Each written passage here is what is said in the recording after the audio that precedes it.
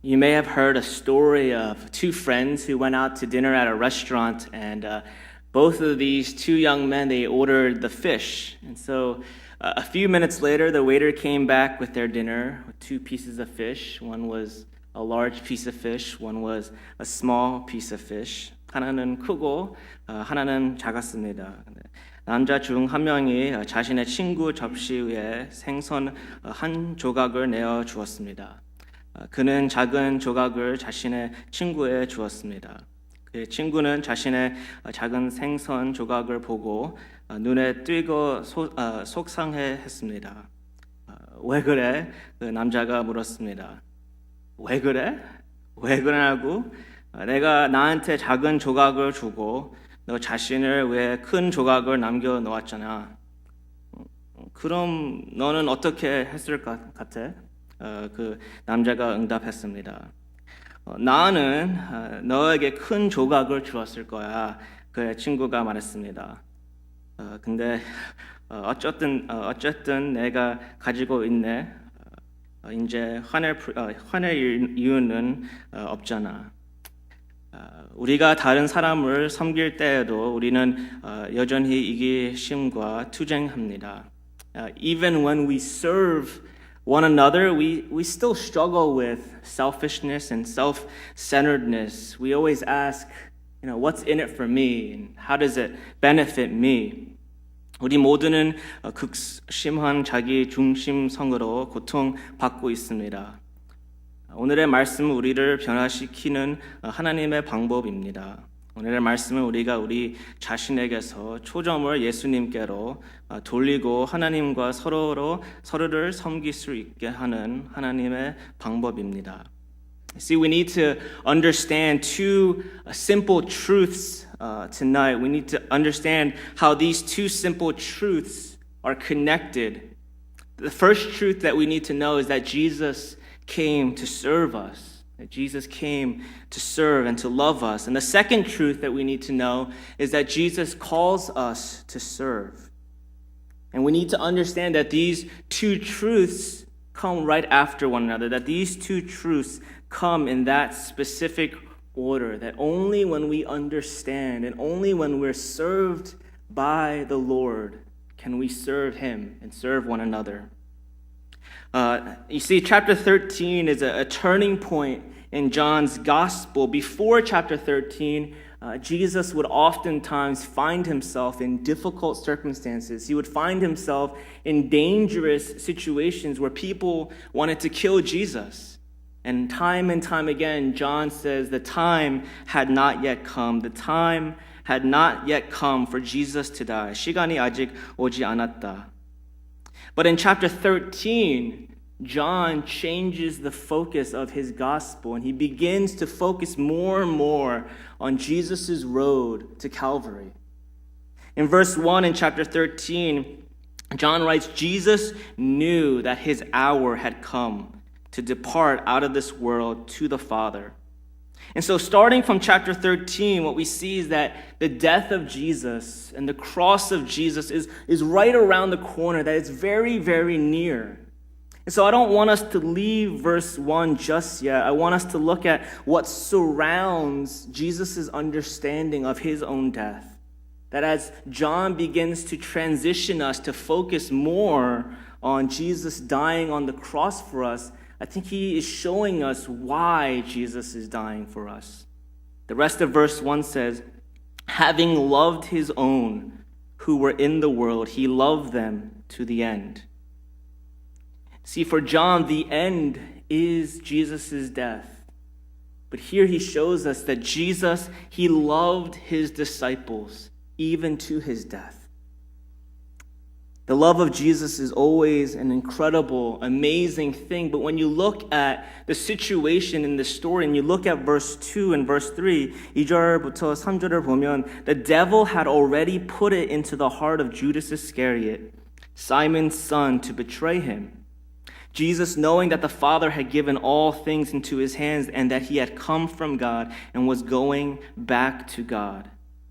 You see, Jesus loved his disciples, even Judas, all the way to the end, all the way to even his death. Jesus loved Judas even when he knew Judas would betray him. 그리스도는 죽음과 배신에 끝까지 그들을 사랑했습니다. 끝까지 그들을 사랑했습니다. You see, Jesus, he's going to wash the feet of his disciples. He's going to wash the feet of even Judas, the disciple who would betray him. He would wash the feet of a traitor. And all of it was on purpose to show us just how much Jesus loves us, just how much Jesus has come to serve evil people like us. 예수님은 자신을 배신할 바로 그 제자의 발을 씻으라고 하셨습니다. 그는 배신자의 발을 씻기셨고 모든 것은 그리스도의 사랑과 섬김을 보여주기 위해서였습니다. See, there's this odd yet purposeful flow of events in chapter 13. It was normal for people to get their feet washed when they came into a Jewish home. Just like Korean people, when you go into someone's house, you take off your shoes. It was normal for Jewish homes to offer a foot washing. But in this story, we don't see them getting their feet washed until the middle of their dinner. In this story, Jesus got up during dinner. In the middle of eating, Jesus got up to wash their feet. 13장에는 이상하지만 목적이 있는 상근들의 흐름이 있습니다. 식사 전 다른 사람의 집에 들어갈 때 발을 씻고 들어가는 것 걸려 있습니다. 그러나 이 이야기에서 예수님은 저녁 식사 중 일어나셨습니다. 식사의 중간에 예수님은 일어나셨습니다. 그리고 표현들은 놀라울 정도로 자세히 설명합니다. 4절부터 5절을 보면 He laid aside his outer garments, taking a towel, he tied it around his waist, and then he poured water into a basin, began to wash and to wipe them with the towel that was around him. Now, it's not easy for us to see, but what happens in verse 4 and verse 5 is exactly the thing a slave would do. You see, when he's washing the feet of the disciples, he does what a slave would have done. 예수님은 너에게 하는 방법과 똑같이 발을 씻기셨습니다. 왜 요한은 이렇게 구체적일까요? Why is John so specific in verse 4 and 5? You see, John is making sure that we understand that we clearly understand that Jesus is making himself the lowest out of the disciples. He's humbling himself to the lowest possible status. Jesus was doing something that was not normal, that was uncomfortable, that was weird and odd. You see, in that culture, the washing of feet was so looked down upon that Jewish homes wouldn't even let Jewish slaves wash feet. You see, this act of washing feet was something that was saved only for the lowest of low slaves in their house. It was saved for Gentile slaves. So feet washing was the lowest of low slave work. 유대인들에게 발을 씻는 행동은 굉장히 천대받는 일이었습니다. 심지어 유대인이 노예들에게도 이 일을 주지 않고 이 방인 노예에게 남겨진 일이었습니다. 그래서 발을 씻는 것은 낮은 노예 중에서도 가장 낮은 노예의 일이 있었습니다. 왜일까요? Why was the washing of feet saved for the lowest of the low slaves? My first mission trip was to Kenya almost 8 years ago. And while in Kenya, we visited many cities, but this is one of the cities that we drove by on a major highway. The city is called Kibera. And Kibera is known as one of the poorest areas in the entire world. The missionary told us lots of stories and many heartbreaking stories about the living conditions in Kibera. If you didn't know, there's only about 600 toilets in the entire city and almost over 800,000 people. And so if you do the math, it's about 1,300 or 1,400 people to one toilet. And so you can imagine how dirty and smelly this city is. And when it rains, they say when it rains, it's even worse. 비가 오면 더 심해집니다. 비가 오면 조그마한 개울들이 생기고 여기저기 사람들의 배설물을 볼 수 있습니다.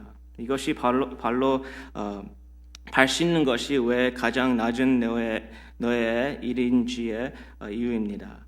발을 닦는다는 것은 말 그대로 대변을 닦는다는 것을 의미했습니다.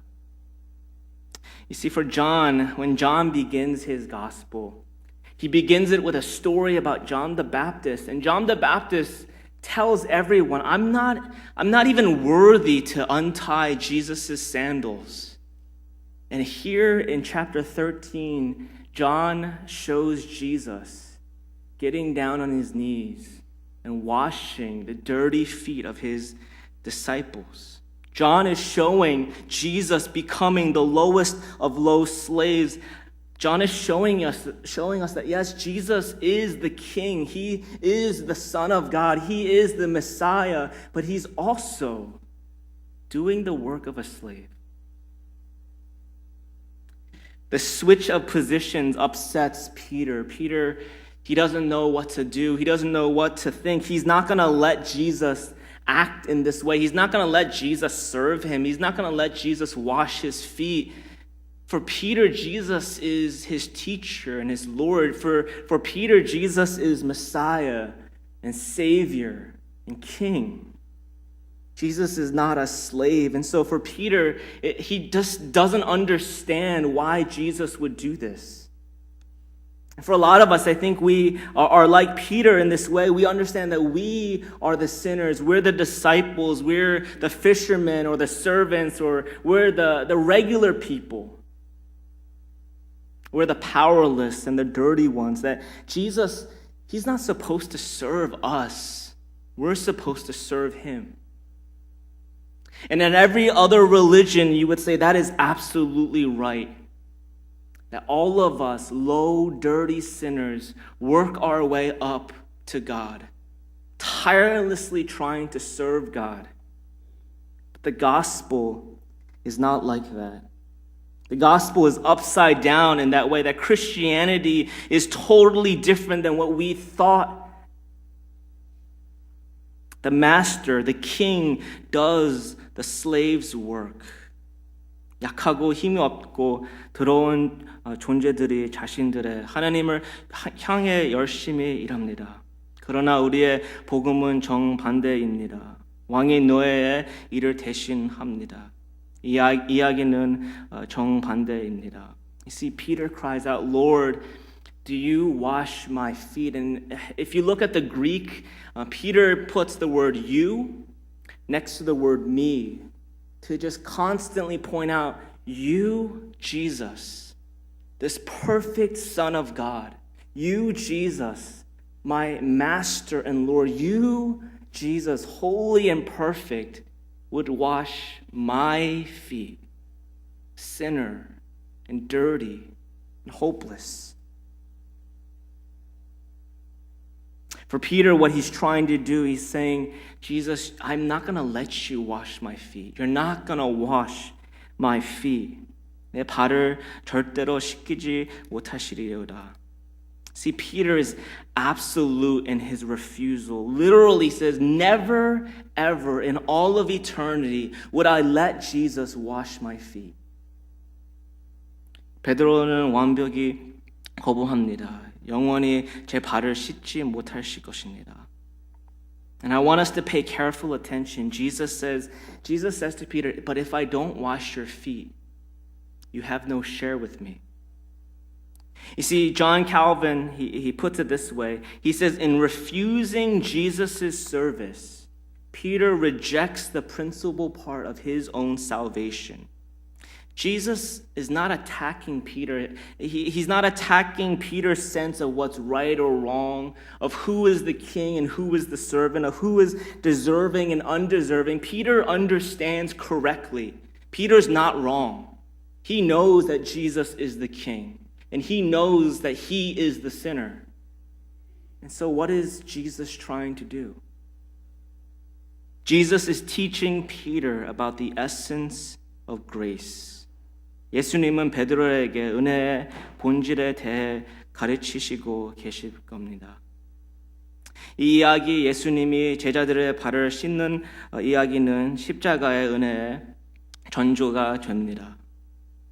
예수님은 베드로에게 말씀하십니다. 만약 내가 내 자신이 가치 없다는 생각 때문에, 발을 씻기는 것이 하나님의 아래에 있다는 생각 때문에 내가 너의 발을 씻기는 것을 원하지 않다면 너는 어떻게 나에게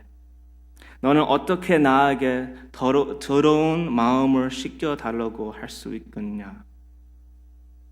만약 내가 너의 발을 씻는 것으로 섬길 수 없다면 내가 어떻게 십자가에서 죽음으로 너를 섬길 수 있겠느냐? And there we see how God solves our selfishness with a perfect act of love and service. That Jesus serves us. 거기에서 우리 어떻게 하나님께서 우리의 자기 중심을 해결하시는지 볼 수 있습니다. 하나님은 완벽한 사랑과 섬김으로 우리의 자기 중심을 다루십니다. 왕 중에 왕이 우리를 왕처럼 대하는데 우리가 무엇을 더 원할 수 있겠습니까? 비참한 죄인들로서 우리가 받는 주님의 광범한 사랑보다 더 소중한 것이 있을 수가 있을까요? For Jesus to come to Peter and says, if you don't let me wash your feet, why would you ever let me wash your dirty heart? And so Jesus is begging Peter, you have to let me do this. You have to let me serve you, or else how will you be saved? You see, for Peter and for a lot of us, we think if we try hard enough, we will make ourselves clean. But Jesus is telling Peter, there's no other way to become clean than to be washed. The only way that any of us can be clean and saved and pure is to be washed. And what that means is that we don't wash ourselves, but that Jesus washes us, that Jesus does the dirty work, that Jesus gets his hands dirty as he's cleaning our dirty lives. If you imagine, 상상해 보세요. If you imagine Reverend Kim, 담임 목사님이 제게 신발을 벗으라고 부탁하십니다. Like if he asked me to take off my shoes, I would say, it's a little weird. 좀 이상하다 이렇게 생각하는데, but he's my pastor, and so I take off my shoes. Okay, 이제 양말을 벗어요. Right? Like, okay, I have to take off my socks. So 양말을 벗었어요, 목사님. And he said, 잘했어요. And he says, 이제 제가 박반석 목사님 발을 씻을 거예요. Like, 목사님, 안 됩니다. I can't do that. I can't let you wash my feet. That's just really weird. And 저 간지러움을 아주 많이 해요, right? I'm really, really ticklish. And we're like that with Jesus sometimes, that Jesus wants to wash our feet. But we have all these excuses, all of these reasons that we tell Jesus, no, Jesus, I'm too unworthy. Or no, Jesus, my feet are too smelly. Or no, Jesus, like, you don't understand where I've been walking. And for us to understand tonight, to let God serve you. Don't be prideful, don't hide, and don't be ticklish, but let God serve you, because when God serves you, God saves you. When God serves you, God changes you, and that when God serves you, He changes your heart from selfish to selfless. 하나님이 여러분들을 섬기실 수 있도록 하십시오. 왜냐하면 하나님이 여러분들을 섬기실 때 다른 사람들을 섬길 수 있게 여러분들을 바꾸시기 때문입니다. If you read verses 12 to 15 with me, John writes, when he had washed their feet and put on his outer garments and resumed his place, he said to them, Do you understand what I've done to you?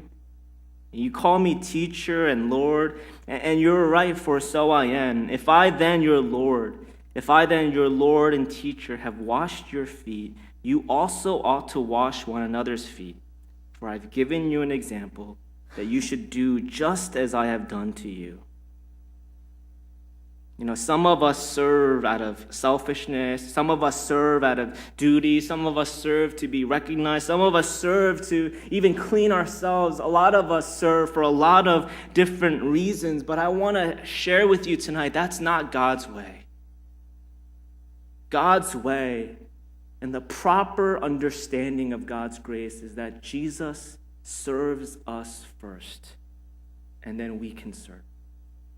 God's way is that He loves us first so that we can love. 언제나 올바른 순서와 적절한 관계는 하나님의 우리를 먼저 사랑하신다는 것입니다. 그리고 나서 우리가 다른 사람들을 사랑합니다.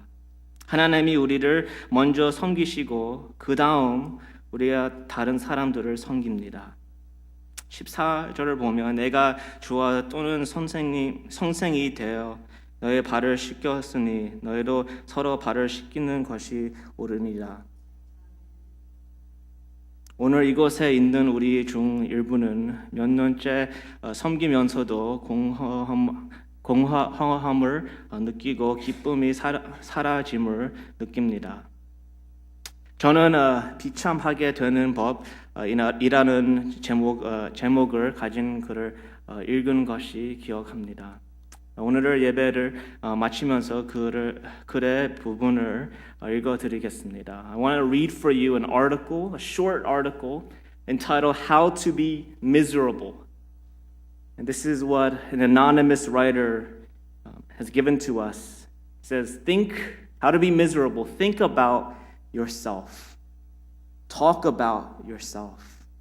Use I or use me as often as possible. Expect to be appreciated. Trust nobody but yourself. Insist on consideration and respect.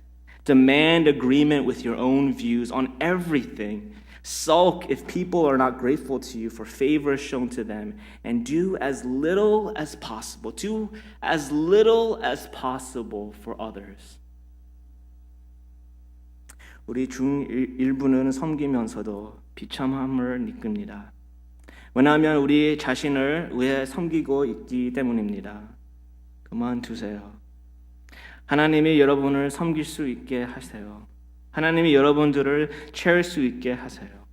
하나님이 여러분께 줄 수 있도록 하세요.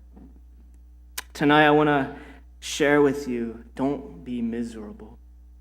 And don't focus just on yourself, but ask God. Ask God who wants to serve you, to serve you. Ask God to come and to fill you up and to give to you, not just so that you can have what He gives, but to do number 2, to give to others what He's given to us. This is how we find joy in serving one another. This is how we find joy in loving God and His people, because we understand He's loved us first. Let's pray.